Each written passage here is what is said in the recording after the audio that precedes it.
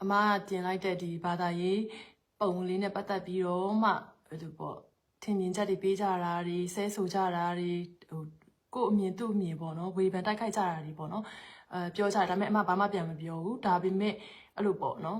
်ဒီကိုယ့်ရဲ့သမီးရဲ့အဖေပေါ့နော်အရင်ကိုနဲ့အမျိုးတော်ခဲ့တဲ့လူတယောက်ကနေပြီးတော့မှဒီလိုမျိုးမီဒီယာပေါ်အထိတက်ပြီးတော့မှဒီဘာသာရေးနဲ့ပတ်သက်ပြီးတော့ပြောလာတဲ့အခါကျတော့အရင်ကတည်းကအမကိုမုန်းတဲ့လူနိုင်ငံရေးနဲ့ပတ်သက်လို့မုန်းတဲ့လူပဲဖြစ်ဖြစ်ဟလာဒီဘာသာရေးနဲ့ပတ်သက်လို့ဒီခရစ်ယာန်ဗုဒ္ဓဘာသာနဲ့ပတ်သက်ပြီးတော့မှတိုက်ခိုက်ခြင်းတဲ့လူတချို့ကလည်းရှိနေပြီးသားအဲ့တော့အမတို့မုန်းတဲ့အခါနဲ့ဒီလိုမျိုးသတင်းထွက်လာပြီးဆိုလူတွေကတိုက်ခိုက်ခြင်းကြတာပြောခြင်းကြတာလေဒါပေမဲ့အမကိုပြောရင်ဘာမှမဖြစ်ဘူးဒါပေမဲ့ဒါအမရဲ့အဖေတွေအမရဲ့သားသမီးတွေနဲ့ပတ်သက်ပြီးတော့ပေါ့နော်အမရဲ့မွေးအဖေပေါ့မွေးအဖေနဲ့ပတ်သက်ပြီးတော့မှအဲ့လိုမျိုးတွ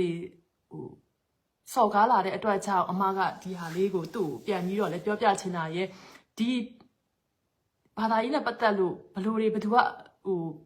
ယ်လိုပြောမလဲအနှိမ်ခံရပြီးဖိနှိပ်ခံရလဲဆိုတာကိုလူတွေကမသိဘူးလူတွေကအမြင်ကိုပဲပြောချတာသူတို့အပေါ်ယံကိုပဲပြောတာဒါပေမဲ့ကိုကအရင်အိမ်အောင်နဲ့ပေါင်းခဲ့ပြီးတော့မှဒီသမီးရခဲ့တာဆိုတဲ့အခါကျတော့ဒီအရင်အိမ်အောင်နဲ့ပတ်သက်လို့ဘာသာရေးနဲ့ပတ်သက်လို့ဘသူကဘလောက်ထိလှုပ်ပေးခဲ့ပြီးတော့ဘသူကပို့ပြီးတော့မှဘာသာရေးအတွက်ကိုလွတ်မှုပေးခဲ့လဲဆိုတာကိုမသိဘဲနဲ့ပြောနေကြတဲ့လူတွေကိုပြောပြချင်တယ်အဲ့ဒါဘာလဲဆိုတော့အိမ်အောင်တစ်ခုမှာဘာသာကြားနှစ်ယောက်လက်ထပ်တဲ့အခါမှာပြဿနာတွေအများကြီးရှိတယ်အဲ့ဒါလူတွေကတော့အမြင်မှာတော့မင်္ဂလာပွဲတစ်ခုပြီးသွားပြီဆိုပြီးမြင်ကြတာပေါ့နော်ဆိုတော့ဘာသာတိုင်းမှာဘယ်လိုပြောမလဲဟုတ်တယ်အမတော့မရှင်းပြချင်ဘူးကွာအခုကအမအဖေကိုပါထည့်ပြီးစော်ကားလာလို့စတီဗင်ရေးသူ့ရဲ့အင်တာဗျူးမှာဒီလိုဟာမျိုးဆိုတာကအိမ်မှာပဲကိုယ့်ဘာသာကိုလေကိုသိချင်လို့ရှိရင် message ရိုက်ပြီးတော့မေးလိုက်ပေါ့နော်အဲ့လိုမျိုးပြီးတော့ तू လည်းမသိတာလည်းမဟုတ်ဘူးကွာသိလားသမီးလည်းဖျားเจ้าနေသွားနေတယ် post လည်းအမအမြဲတမ်းတင်တယ်ပြီးတော့ तू ဖုန်းဆက်တိုင်းလည်းဟဲ့သမီးဖျားเจ้าသွားနေတယ်သိရမလားအဲ့လိုမျိုးတွေအမဖြေပြီးတယ်ပေါ့နော်အခုကကြတော့အမအဖေကိုပါလာပြီးစော်ကားလာတဲ့ခါကျတော့ तू ကလည်း interview ထဲမှာဖြေလိုက်တာပဲအမတို့ကပဲခလေးကိုငငယ်လေးထဲကဒီလိုမျိုးပေါ့နော်ဆွဲနေတယ်ဆိုတဲ့ဟာမျိုးလေးတွေကြတော့ကွာမကောင်းသိရမလားငိမ့်နေတယ်ဆိုလို့ရှိရင်လည်းလာအောင်မဲ့အမားတို့ကပ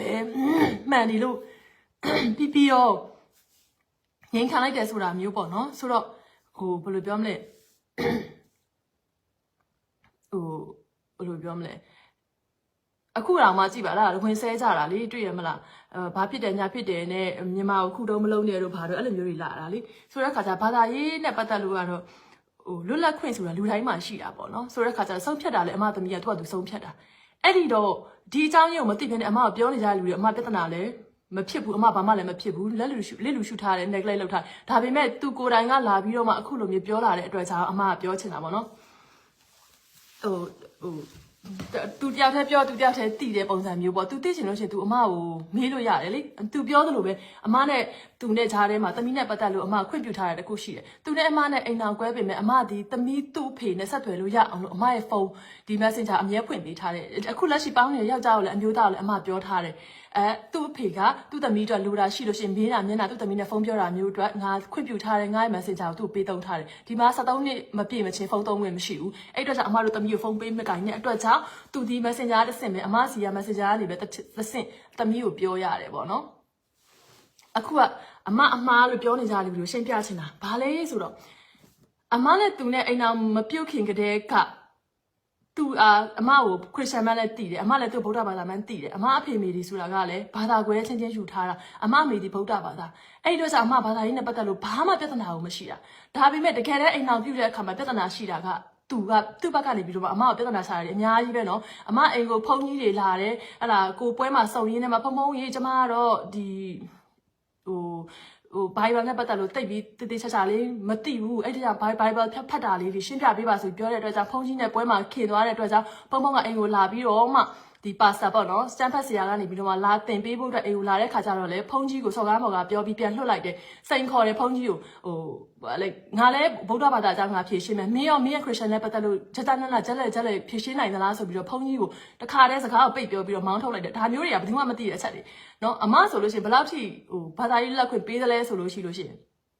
ဒီအမျိုးသားနဲ့ပတ်သက်လို့ तू ဖျားတယ်ချင်တယ်ဟလာ तू ကဗုဒ္ဓဘာသာမှာဆိုလို့ရှိရင်ယောက်ျားတစ်ယောက်ကဖျားတယ်တယ်ဆိုလို့ရှိရင်ဖုံးကန်မြင့်နေဆိုတဲ့ဟာမျိုးသူ့ဘဝမှာဖျားတယ်ဘူးချင်တယ်ပြောလို့အမနေမှာ မရရအောင်ပတ်စံကိုရားချီကုန်ခံပြီးတော့မှဖျားတိတ်ပေးခဲ့တယ်တကယ်တမ်းဆိုအမကဗုဒ္ဓဘာသာမဟုတ်ပါဘူးခရစ်ယာန်မှာဒါပေမဲ့လူတစ်ယောက်ရဲ့စိတ်ကိုဘယ်လောက်ထိအလေးထားလဲလူတစ်ယောက်ကိုဘယ်လောက်ထိဘာသာရေးကိုလက်ခွင့်ပေးထားလဲဆိုတာကိုအမပြောပြတာနော်ခုံယူလင်းခြင်းလို့ပြောတာမဟုတ်ဘူးသိလားဆိုတော့မဟုတ်လို့ရှိရင်အမတို့ခရစ်ယာန်တွေကပဲအမြဲတမ်းလူတွေကိုဆွဲပြီးတော့မှသွင်းနေတယ်လို့ဘာလို့ပြောကြလုံးလို့ပါဆိုတော့ပြီးတော့ကထိန်ဆိုလဲခင်းတယ်နော်ပကံမှာခင်းတယ်ပကံမှာအကုန်ရှိသမျှပတ်စံပုံအောပြီးတော့မှလှူတ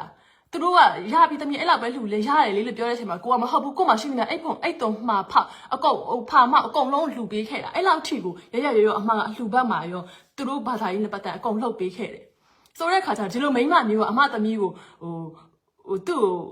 ကြော်ပြီးတော့မှဘာသာရေးတွတ်သွင်းတယ်ဆိုတဲ့ပုံစံမျိုးပေါ့အင်တာဗျူးမှာဖြေတယ်တကယ်တမ်းဆိုလို့ရှိရင်သူနဲ့သမီးနဲ့အမဆက်သွယ်ဖို့တော့ခွင့်ပြုထားတာတွေကကြားလာပြီကွာဒီရောက်ခရဲက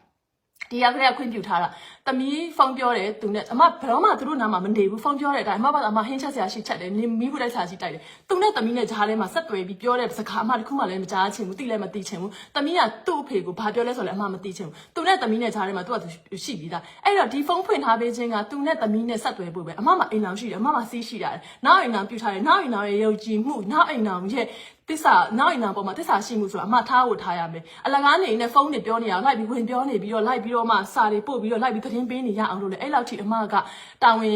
်မလိုအပ်ဘူးကွာအဲ့ဒါ तू ပြောလို့သူ့အမ respect မပေးဘူးပေါ့သမီးနဲ့ပတ်သက်လို့သူ့ကိုပြောရမယ့်ဟာဒီမှာအမကပြောရမယ့်ဟာဒီမှာပေါ့နော်သူ့ respect ပေးပြီးမပြောဘူးလို့ तू ပြောတယ် respect ဆိုတာက तू နဲ့အမနဲ့ယူထားတဲ့အချိန်တုန်းကပြောတဲ့ဟာတွေအတိပေးတဲ့ဟာတွေကတရေးချင်တဲ့ respect ကတော့ပေးရမှာပေါ့ယူထားလို့ရှိရင်ပေါင်းနေသေးဆိုလို့ရှိရင်တော့လေယောက်ျားကြီးဒီလိုတော့သမီးကရှိတယ်ဆိုပြီးပြောနေရမှာပေါ့အခုဟာအမနဲ့သမီးကလည်းကွဲသွားပြီကွာပြီးတော့သမီးနဲ့ပတ်သက်လို့ပြောချင်တဲ့ဟာကိုလေသမီးစီကလည်းဓာတ်ရိုက်ကြားရအောင်လို့အမပြောရင်လေလိမ့်နေဖြစ်မှာဆိုလို့သမီးနဲ့ဖုန်းပြောပေးဝင်ကိုသူ့ကိုပေးထားပြီးသားပြီးတော့သမီးဖျားဆောင်တက်တယ်နော်သမီးလောက်တဲ့ဗာလဲဖျားဆောင်မှာခရီးထွက်တယ်ဖျားဆောင်တက်တယ်ဖျားစကားတင်တန်းသွားတယ်အဲ့ဒါဒီအားလုံးလည်းနေ့စဉ်နဲ့အမြအမ post တွေတင်နေတာပဲအမအကြောင်းမသိရလို့မရှိဘူးအမရဲ့ wall နဲ့ဝင်ကြည့်လိုက်ပါပြီးတော့အမ Facebook ထဲမှာ live တွေနဲ့အခါများအမအမြဲတမ်းဖျားဆောင်မှာသမီးနဲ့သွားနေလာတယ်သူမြင်တယ်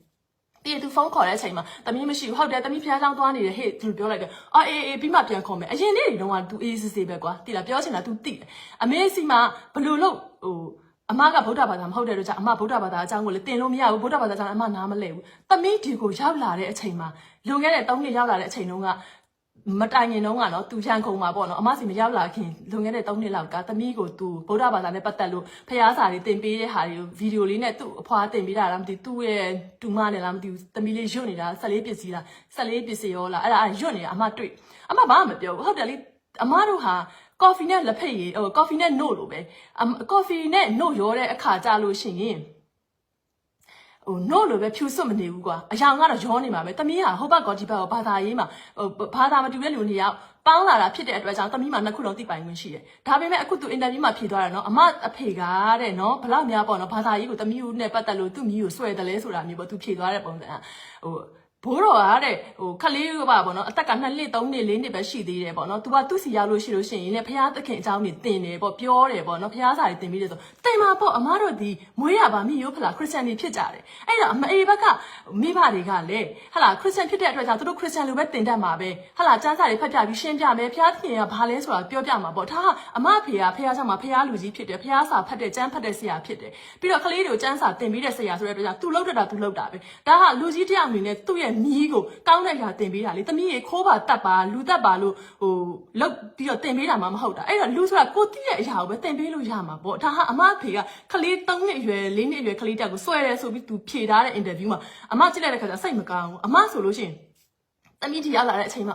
သမီးဟာလာအမေတွေ့တယ် online ပေါ်မှာသမီးအဖေတင်ထားတယ်သမီးနဲ့ပတ်သက်လို့ဘာသာရေးအကြောင်းသမီးရဲ့အဖွားတင်ပေးထားတယ်သူ့မှာလည်းတင်ပိုင်ခွင့်ရှိတယ်ကွာသိလားသူ့မှာလည်းတင်ပိုင်ခွင့်ရှိအမတင်ခွင့်လည်းပေးထားခဲ့တာပဲသူနဲ့သမီးကတစ်နှစ်ခွဲ2နှစ်ကျော်လောက်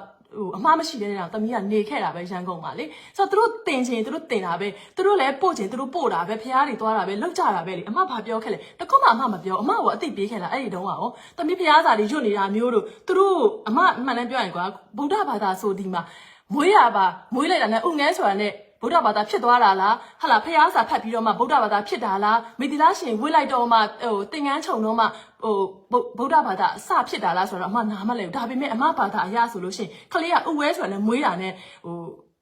ခရစ်စတန်မျိုးဖလားဖြစ်ပါစေခရစ်စတန်မဖြစ်သွားဘူးမိဘတွေကိုယ်တိုင်ကိုကဟာလာဒီဘယ်လိုပြောမလဲ baptize လုပ်ပေးရမယ်ပြီးရင် Christmas အားပေးခြင်းတို့ဟာလာ first communion ရအောင်လို့ဖခင်เจ้าကိုနားလည်အောင်လို့ဖခင်เจ้าကိုပို့ပေးရမယ်ဒါမှပဲဒီကလေးဟာခရစ်စတန်ဖြစ်မှာ